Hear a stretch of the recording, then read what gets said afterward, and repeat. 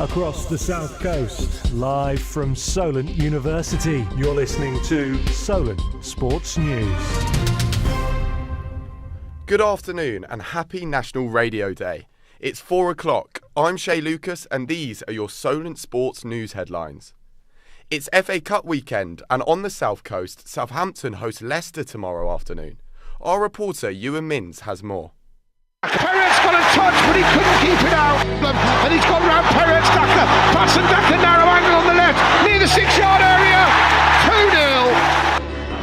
Bill Fatterwell smashing the ball into the roof of the net. If Leicester are good enough to win that first half 3-0, then Saints are good enough to win the second half 3-0. And to fix it in, and that's 3-1. And Ross Stewart with a really cute touch. Down it comes, and Saints are 3-2. And Jack Stevens is the most unlikely volleyer of a good goal.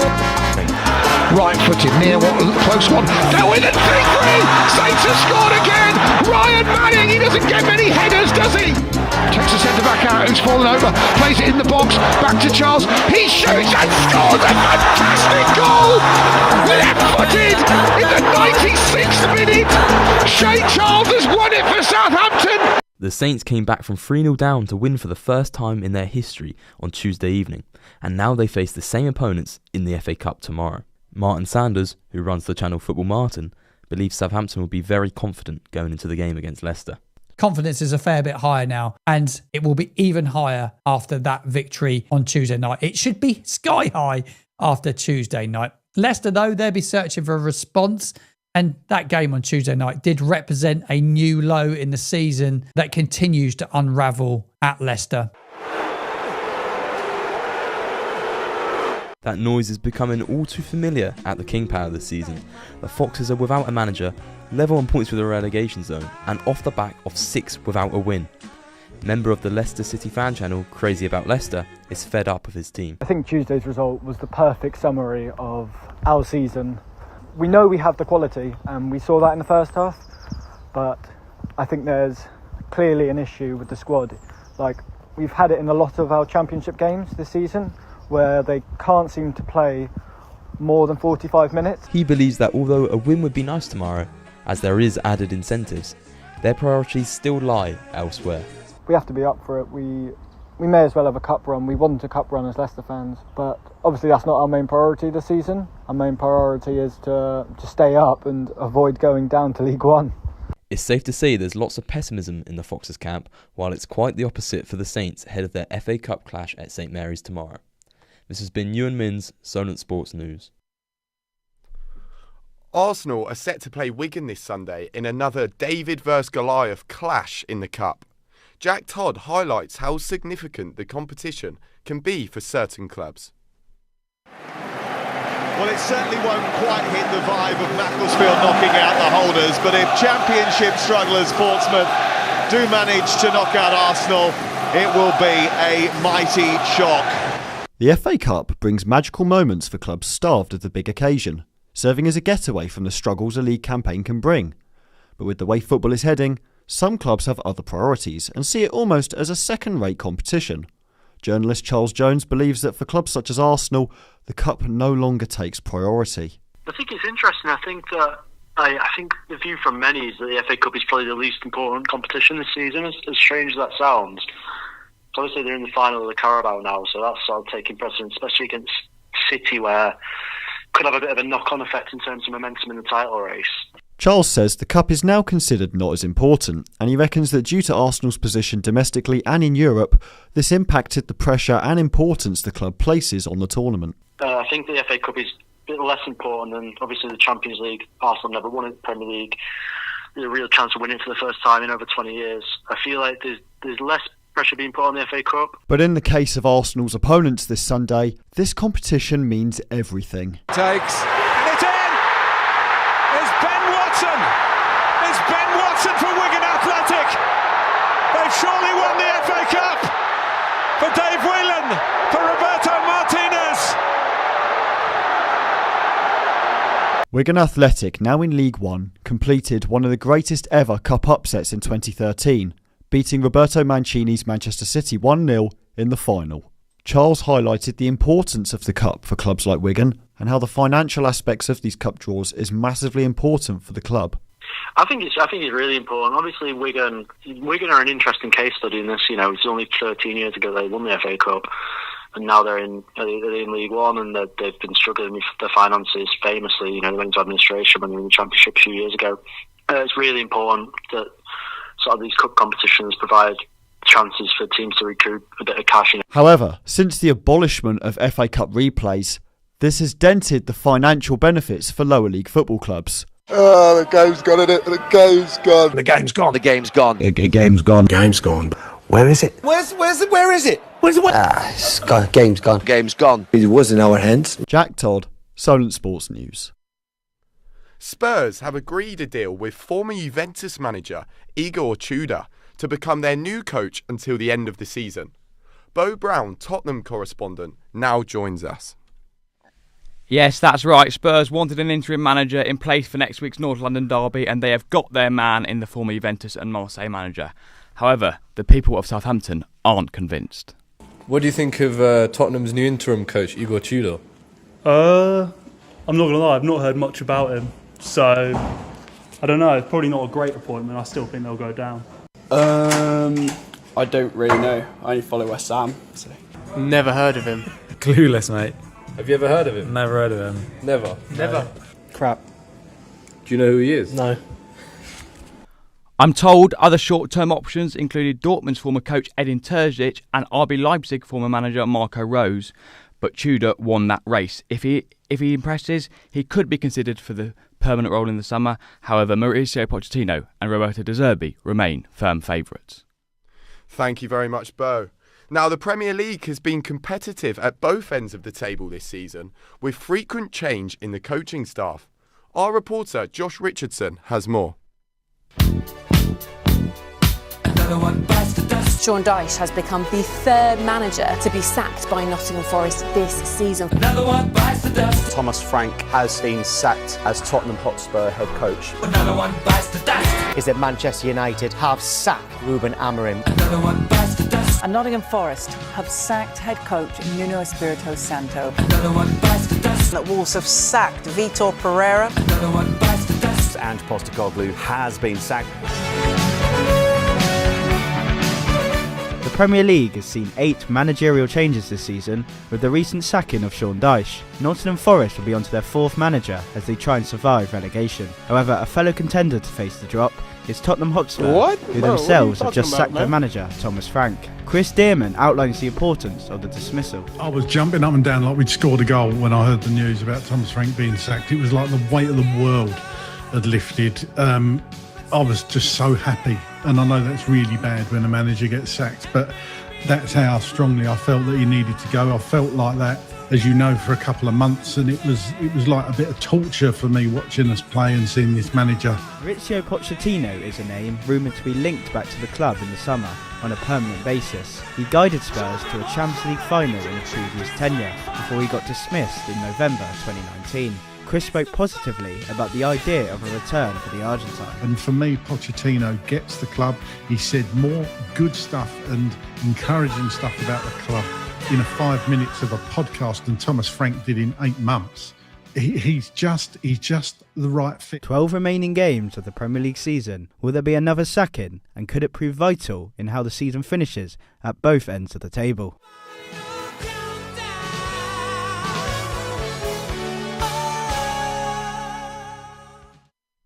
Eni Aluko has hit the headlines this week, sparking widespread debate around the right to work on TV. The former Lioness striker has gone viral following an appearance on talkSPORT, where she felt that she merited a spot on either BBC or ITV's broadcasting team for last summer's Women's Euros final. Nathan Williams reports. On BBC, you've got, I think it was Ellen White, Steph Horton, Nedum Manura. No offence to Nedum Manura, nothing against him. I don't know whether he played for England or not. Good times for a change. That was Eni Aluko speaking on the 90s Baby Show podcast. Controversy around the former Lionesses striker has reignited this week, with much of the criticism she has received due to her view that punditry work should be determined by how many caps you have earned for your country. This sense of entitlement is what led to TalkSport's Simon Jordan debating with her on Tuesday's live show. The language that you use, Annie, is, to me, it's steeped in a sense of entitlement. I mean, the sheer weight of the entitlement that you seem to believe that you have would resink the Titanic. I wanted to find out others' thoughts on Annie, so I headed to TalkSport Towers, where social media producer for TalkSport, Jean-Pierre Muhaimana, shared his thoughts with me. You know, for people like me and you, we're, vying for these opportunities to be on TV and talk about sport. So when you see somebody like Annie going on national TV or even national radio, saying that she has earned the right to be sat on the TV pundit chair just because of her professional career, is just a bit of a kick, really. Locals in Southampton were also keen to express their views on the matter. I think that her views on stuff are a bit odd, especially when she talks about statistics. She can't even get that right. I think what comments that she made, I thought were bang out of order, really bang out of order. The more she keeps talking, the more she's digging herself a hole. I think her calling out Ian Wright for all he's done for the women's game, I think, isn't doing her any favours. But saying all this, I also do think that the hate on her, we've all got to think that she is a person, she does have feelings. While Annie will always be a divisive character, she won't be returning to our screens anytime soon, as yesterday she announced she is quitting British TV. Nathan Williams, Solent Sports News. Whilst the Cricket World Cup moves along swiftly, our cricket correspondent Huzaifa Yousafzai noticed something particular about the birthplaces of some of the players. So Huzaifa, what's going on? Well, as you say, it's very, very interesting. The Cricket World Cup has been cracking along, and we've started to see some slightly newer countries introduced into the tournaments, the likes of Italy, countries like the United Arab Emirates, Oman, and other countries that have been there before, like Netherlands, but who aren't Test cricket powerhouses. Now, what I did notice going through all of these countries is that a lot of these players who play for these countries aren't actually born in the team they represent, similar to how a lot of players at the FIFA World Cup don't represent the country they're born from. I'll give you an example. The Netherlands are the most diverse nation because they have 6 different places or 6 different countries where players come from, including South Africa, obviously, Netherlands itself, New Zealand, a couple from England, 1 from Tonga, and a couple from Australia. Now, the most surprising one was yesterday, Italy made their debut in the Cricket World Cup, and they had their first victory against Nepal. But not a single one of the Italian players was actually born in Italy. All of them were born abroad from 5 different countries: Pakistan, Australia, Sri Lanka, England, and South Africa. Now, what this does show is that, 1, cricket is spreading, but 2, it's not quite in the organic way you might think. For forever, you can't just rely on players coming in from abroad to sustain your system. It has to be more organic. So I just think from that point of view, it's good to obviously see teams winning, but there's a lot more work to be done to call cricket a global sport. Thank you very much, Huzaifa. Really interesting there, and it'll be interesting to see whether the ICC make changes ahead of the next Cricket World Cup. Now, have you noticed the number of influencers and personality hires weaving their way into mainstream journalism? Evan Roberts gathered opinions from Solent's journalists. Been announced that I'm one of the BBC's Winter Olympics reporters, and some people are pretty angry about it, to say the least. That is the voice of social media star Max Belegday, who's drawn criticism, having been the latest in a long line of influencers who have taken jobs traditionally made for a journalist. In an industry where job cuts are already dominating the picture, the choice to appoint Belegday, as well as Love Island's Chris Hughes, into such a position has left followers torn. Some comments included, "How are you qualified to work on sport?" as well as, "Let's stop hiring influencers when qualified journalists and sports people actually exist." On the other hand, some fans described it as a big fat sleigh, this. Belegday responded to this, noting his previous work within the field. People are acting like I'm going to be walking up to the legend that is Claire Balding and snatching the microphone out of her hand and taking over her role for the entire Olympics. Like, what is going through your head? Firstly, I know how to conduct myself in a professional setting. I've been doing this for 5 years, and one of my main jobs is hosting red carpets and interviewing celebrities. It is certainly a topic that has ruffled feathers. Let's take a trip upstairs and question some journalists.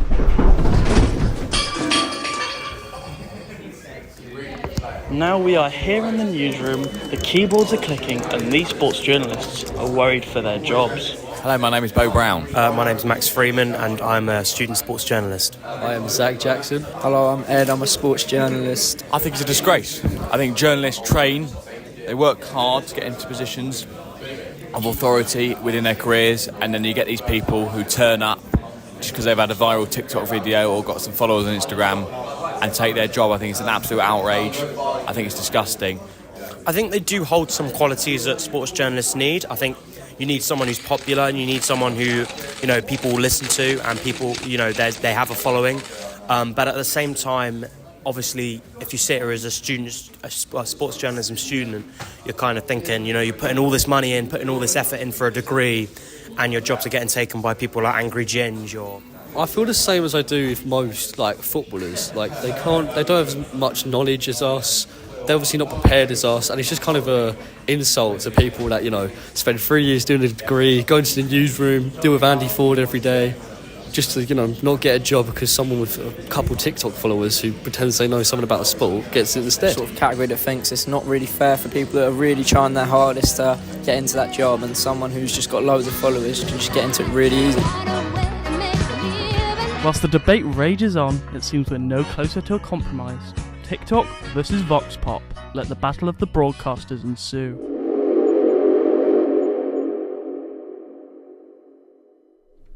With women's basketball facing uncertainty at the professional level, our correspondent Harry McBain investigated why. A programme set up to fail. Those were the words of Jacob Lloyd, the former general manager of GB women's basketball team, who has resigned from his role due to a lack of financial support and resources in the game. In a statement, he said, "We need to make sure that the level of service we provide to our athletes meets the level of athlete they are. We're in the trenches, let's be honest. I'm hopeful that if it gets into the right hands, it can be rescued." But it's not just Lloyd who has left. The head coach Stella Calcidu has too. Yeah, I would like to say that, some decisions are really tough to take, but it's always directed from a purpose, which is what we can do to help the players in this tough situation. Basketball is played by over 1.5 million people in the UK, making it one of the fastest growing sports in the country. But when it comes to equality and support, the women's game is lagging behind. So we've gone out in Southampton to hear from the Solent women's basketball team. Let's go meet them. And we arrive at the Solent Sports complex, through to the main sports hall. The team are warming up in front of us. The vibes are immaculate, the tunes are on, and I can just catch a whiff of deep heat. It's a pretty nice smell, but that's not why we're here. Let's speak to the players. Hi, I'm Charlotte. My name's Gemma Moore. Hi, I'm Mel. I play for women's Solent basketball team. Why do you play basketball, and what's your favourite thing about it? I play basketball because it's a great sport. I play basketball for general fitness, and also I really enjoy the creative aspect of how every part of the game is unpredictable and working with a team. Yeah, you can make a lot of friends in basketball. It is a lot of fitness, like Charlotte said, and it's just a great game to play. I think just the team culture and the vibe that everyone brings. And how would you feel if somebody said to you that women's basketball isn't as important or equal to the women's game?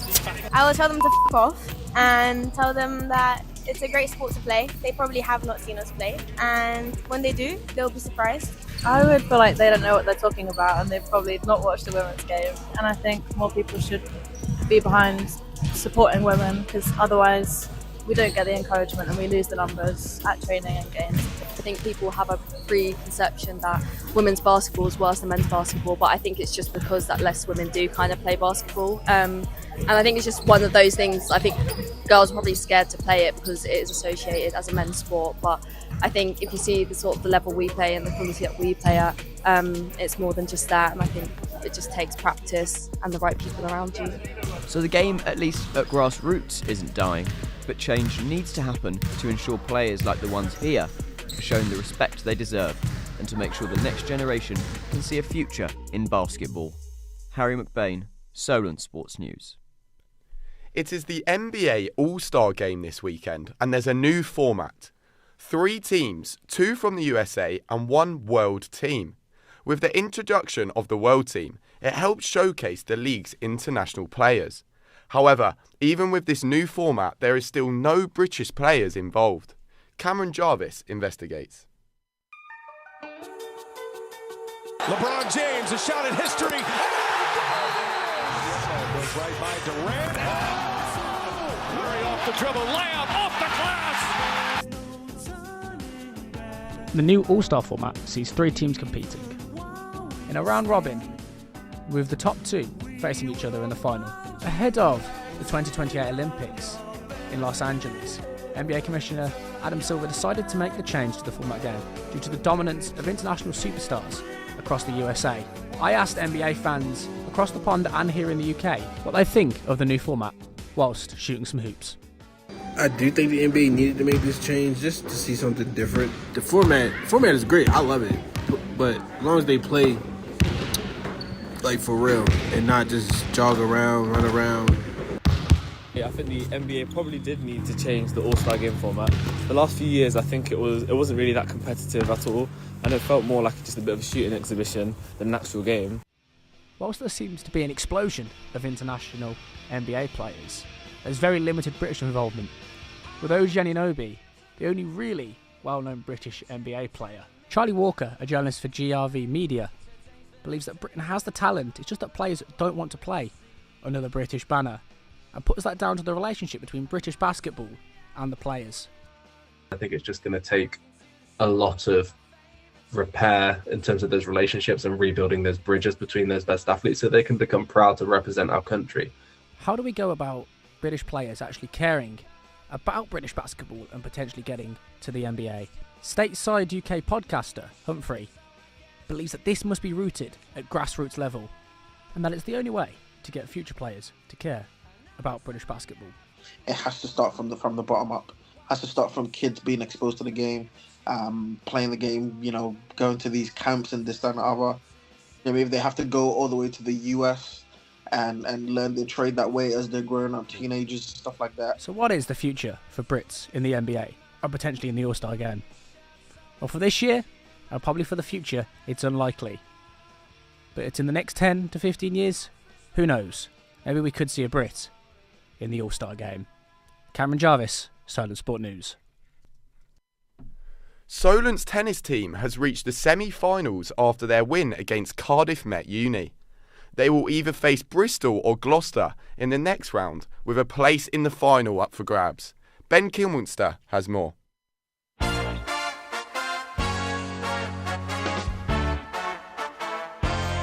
Tennis is more than just a game. It's a battle of focus, speed and heart. From the thunder of a 120-mile-per-hour serve at Wimbledon to the electric night matches at the US Open, every point tells a story. This is university tennis, however. It's a big difference, but a chance to be crowned the best university in the region. You won't be the only ones who didn't realise Solent had a tennis team, because many people don't. Solent tennis coach Sean de Jong is looking at you, Bucks. This year I've tried to get them a bit more kind of in the forefront when we're speaking to some of the Bucks players and Bucks people in the university.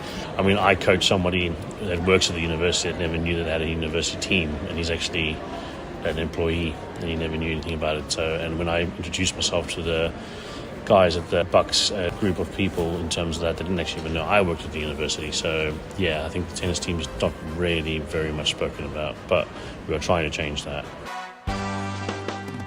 After getting to the final last year, the Solent team have reached the semi-finals this year as they set their sights on a back-to-back final visit. Team captain Toby Hill is confident his team can ace the next round. I absolutely do think we can get to the final this year, just like we did last year, and even go all the way this year. I mean, we've got a stronger squad, everyone put in a shift in the quarter-final, so looking forward to the next game, and we will have a full squad for that game, so yeah, definitely confident. With a couple of members leaving at the end of the academic year, will Solent still be able to compete? And it's always difficult to tell what you're going to get in the next batch. I know our rivals down the road, the Uni of, have 3-tiered coaching system where they have their team players, they have performance players that don't want to play team tennis but are good enough to, and then they have the developmental players, and I think sometimes they have 30 or 40 players rock up for a session. So again, they have great numbers. Our numbers are very thin, but we've got to make the best of what we have. Whatever the outcome is, we wish the Solent team the best. And that's all from us today. We'll be back next week from 11 a.m. Remember, you can keep up to date 24 hours a day on our website, which is solentsportsnews.com. From all of us here today, goodbye.